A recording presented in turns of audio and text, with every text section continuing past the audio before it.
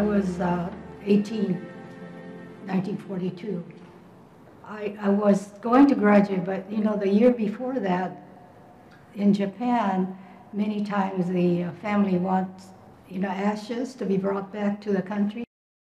My mother took part of my dad's ashes, and so I went back with her, and then everything was frozen, no ship, no transportation, everything was cut off.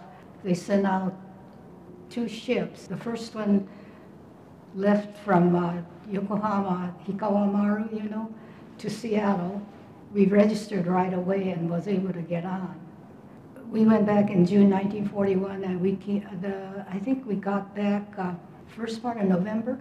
We were the first one came to Seattle, but the second ship left, must have been in December, because they were halfway to San Francisco, the Tatsutamaru, and then the war started.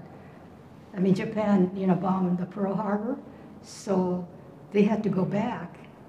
And one of my Seattle friends' mother and sister were in that boat, so they had to go back and spend the whole, you know, through the war in Japan. They had a rough time.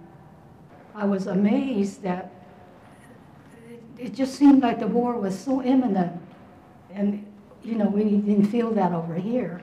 Air sirens going on, you know, air raid sirens. My mother was questioned when we got there, because they had taken some things that her church had donated over to their main church in Japan. And when they found out they were bringing something, well, the 2 men came to the hotel in Tokyo and questioned them. And they actually followed us on the train up to where the main church was near Mount Fuji. So my mother and her friend, we took the whatever they were donating, you know, up to that area, and they followed us there until they discovered that we were, you know, she was telling the truth. It was kind of eerie, you know, for me. It was an experience. Well, my parents had a farm, and they raised strawberries and cauliflower and peas and beans, and Clyde Hill was right off of Clyde Hill. They were there until the war broke out. They had to sell all their personal things in about 3 days, and then we were evacuated. By train, I think we went to Kirkland to catch the train. Trains were not cleaned at all. Press the cushions and you see all this dust flying around. Anytime we went through a city, they shut the blinds so that they couldn't see or we couldn't see. And they confiscated radios. And so then we went down to Fresno, California, the Pinedale Assembly Center, for about 3 months until Tule Lake was opened up for camp. We settled in Tule Lake. Well, in Pinedale Assembly Center, it got so hot, it's near Fresno, that our bed, you know, the legs would sink into the asphalt floor. I remember that distinctly. Well, put me back carefree. I remember when the war broke out, our teacher was very nice. I mean, she told the class that it wasn't our fault that, you know, Japan bombed Pearl Harbor. She said we shouldn't be blamed for it. When we went to Tule Lake, we did go to school. I know that we went to Heart Mountain later, and Heart Mountain, I would have been in early high school, and I remember the chemistry class. And when I got back to Seattle, I didn't know beans about chemistry. So I know the teachers weren't very good. You know, we were, of course, sent to, same as Puyallup, we were sent to what they named the Portland Assembly Center, exhibited livestock, you know, livestock, so it was quite dirty, but they put plyboard over the ground, and then built, small sections for each family. There were no, roof or anything. It was all open, and they only had canvas material in hanging as a door. Everything was all community oriented. And the dining room, there were so many flies that they hung these in our days, you had those sticky papers, sticky hangers, and it would be just black every day with flies. But being young, I guess it didn't affect us as much. But now I really feel sorry for these older mothers, with children there, or older people who weren't feeling very well. It was pretty rough, I think. We stayed there from May till August or September. Then we were transferred to Minidoka. Minidoka? Well, it was pretty bad in the beginning. The toilets were not completed, so they were all outhouses, so we had to go out for, in the middle of the night or all the time, and it was pretty rough because it was so cold in the wintertime. And then when they finally put it in, it was all no doors. It was pretty hard for our parents too, I think, because they had to wash their clothes. They had these old wash tubs and, washboards. Yeah. And they had to do everything by hand and hang it up. And with babies, it must have been really rough. Where we stayed too, it wasn't completely finished. There were no installation. And there was just one big, with the pot-belly stoves that feed coal in there. Well, the whole barrack was divided into, different sections. And we were in a smaller one, of course. I was going to graduate, the year I came back. I had to make up one credit. It was when I had my appendicitis, and so I made it up in camp. Graduated from high school, and after that I worked in camp for the community activities director. That's the place where I met Paul.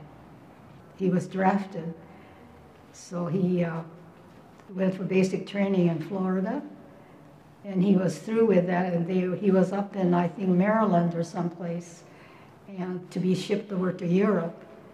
And the war ended there, so then they sent him to Minnesota, Camp Savage, the Japanese language school there.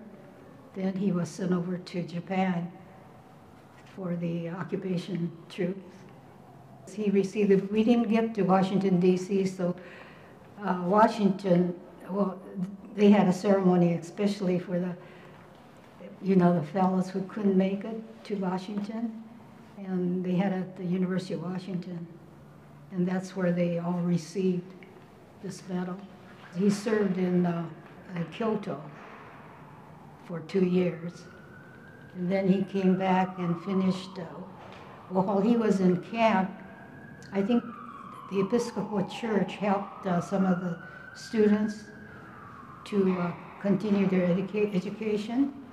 And so he got a grant, and he went to University of Cincinnati. And also, remember Sam Shoji? He was there at the same time. And there were a couple of other fellows from camp that went to that university. He went there for a year, and then he was drafted. Well, because of Chig, before we got married, I got baptized at St. Stephen's Cathedral in Portland. After we got married and moved here, Father Otani, he confirmed me here. But Shig was born, his parents were, staunch Episcopalians from the very beginning when it started among the Japanese.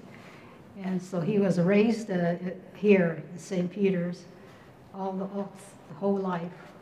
We married after he came back from the service. He finished the 2 more years he had to get his degree. He got his diploma in end of December, and We got married in April of 1949. In Tule Lake, we were, kids. We picked up seashells and all and made like necklaces and bracelets and things like that. That was one of the things that we did. When we went to Heart Mountain, I had never been ill or been to an hospital, but I had a appendectomy there. And I was bedridden for 2 weeks. I mean, that was the olden days. That was an experience. But I was able to take piano lessons, and I worked a little bit in the canteen. And after we came back here in 1946, and my parents rented a room in a house on Alder Street, but they didn't have room for me, so I had to go work at a home as a house girl as I went to school. And then I went to another home, and I went to Garfield High School. Well, I met Jim Matsuoka, and I knew a lot of the same people that he knew. I was going to the Baptist church. I went there for a while, and he came here, we decided that I'd go to St. Peter's. And that's where I started. We were married in St. Stephen's Episcopal Church by Dad. And then Jim was evacuated to Pinedale and to Tule Lake. And from Tule Lake, he went out to